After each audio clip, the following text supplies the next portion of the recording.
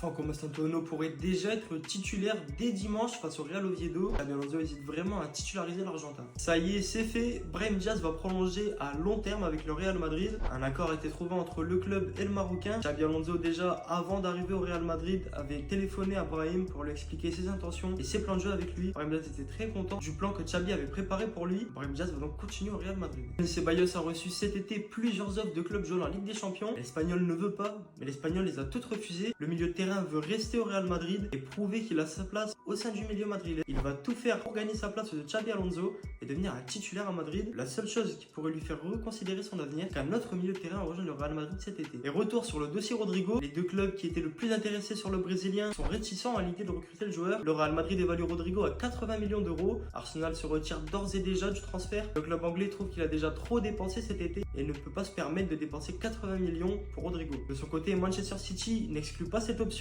mais elle dépend de l'avenir de Savinho. En cas de départ, Manchester City foncera sur Rodrigo, sinon le club patientera. Rodrigo ne sera pas sélectionné avec le Brésil durant la prochaine trêve, car Ancelotti veut essayer d'autres joueurs, d'autant plus que Rodrigo n'est pas en forme actuellement. Rodrigo a demandé à Xabi Alonso de plus jouer à droite et de jouer au poste d'ailier gauche, requête que Xabi Alonso a accepté. Le Brésilien devrait avoir des minutes de jeu ce dimanche contre Oviedo. Pourquoi pas, selon sa performance, commencer une concurrence pour le poste d'ailier gauche avec Vinicius Junior, qui n'est pas en forme depuis un long moment maintenant. Et voilà pour l'actu du 22 août, on se retrouve demain pour de nouvelles actus.